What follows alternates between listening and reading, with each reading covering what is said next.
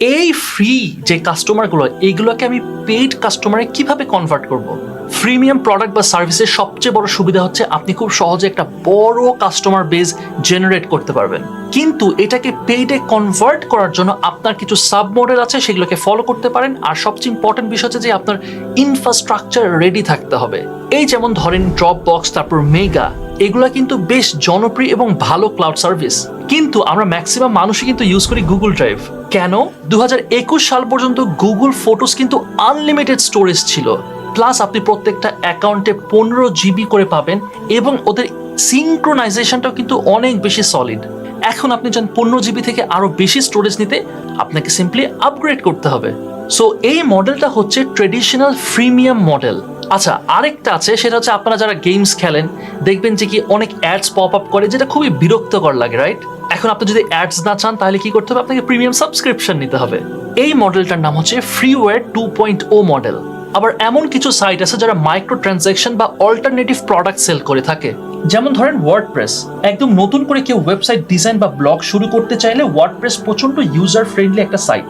কিন্তু আপনি যদি একটু স্টাইলিশ করে নিজের ব্লগ সাজাতে চান তাহলে আপনাকে বেশ কিছু অ্যাড অনস কিনতে হবে।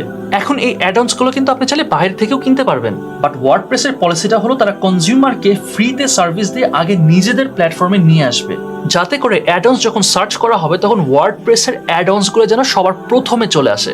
মানে একটু সিস্টেম করে তারা প্রিমিয়াম মডেল দিয়ে ফার্স্ট মুভার্স অ্যাডভান্টেজ নিতে চায়। এই মডেলটাকে বলে অল্টারনেটিভ প্রোডাক্ট মডেল। আরেকটা মডেল আছে যেটা বড় বড় কোম্পানিরা সাধারণত ইউজ করে থাকে, সেটা হচ্ছে ইকোসিস্টেম মডেল। এটার বেস্ট এক্সাম্পল হচ্ছে গুগল প্লে স্টোর। আমি এখান থেকে ফ্রিতে গেম নামাই খেলছি, কিন্তু ডেভেলপাররা এই মার্কেট প্লেসে জায়গা পাওয়ার জন্য কিন্তু গুগলকে টাকা দিচ্ছে। আবার গেমগুলোর মাইক্রো ট্রানজ্যাকশন থেকে ডেভেলপাররা ইনকাম করছে। প্লে স্টোর আর ডেভেলপারদের মধ্যে যে একটা সিম্বায়োটিক রিলেশনশিপ, এটা হচ্ছে ইকোসিস্টেম মডেল। সত্যি কথা বলতে প্রিমিয়াম মডেলকে অ্যাকচুয়ালি প্রপারলি এক্সিকিউট করার জন্য একটা খুবই গাটসি, একটা সাহসী সিইও দরকার। আপনাদের আশেপাশে বা আপনাদের চেনা জানা অনেক রেস্টুরেন্ট আছে যারা মাঝে মাঝে খালি buy one get one free offer দিচ্ছে। এটা যখনই বন্ধ হয়ে যায় তখন ওদের ব্যবসা চলে না। বাকি সব মডেলের মতন প্রিমিয়াম মডেলও কিন্তু সিচুয়েশন এবং কিছু ফ্যাক্টরের উপর ডিপেন্ডেন্ট।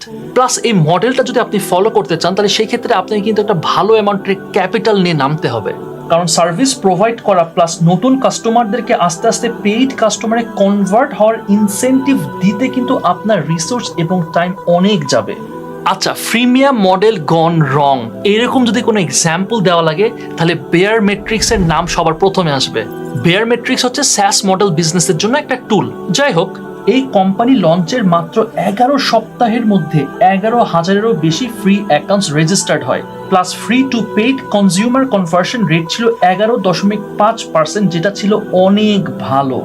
এবং তাদের সার্ভিসটাও বেশ ভালো ছিল। কিন্তু এত অল্প সময়ের মধ্যে এত ইউজার অ্যাকুইজিশন হয় যে তাদের কারেন্ট ইনফ্রাস্ট্রাকচার সেটার চাপ বা সেটার লোড কিন্তু নিতে পারছিল না, যার ফলে তাদের যে সার্ভিসের কোয়ালিটি সেটা অনেক ড্রপ করে।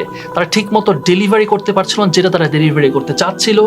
কাস্টমার স্যাটিসফ্যাকশন অনেক অনেক কমে গেছিল এবং এটা অনেক তাদেরকে হার্ট করে। সো ডেফিনেটলি প্রিমিয়াম মডেল অনেক ইফেক্টিভ একটা মডেল। আপনাকে অল্প সময় প্রচুর পরিমাণের কাস্টমার বেস, ইউজার বেস নিয়ে আনতে পারবে।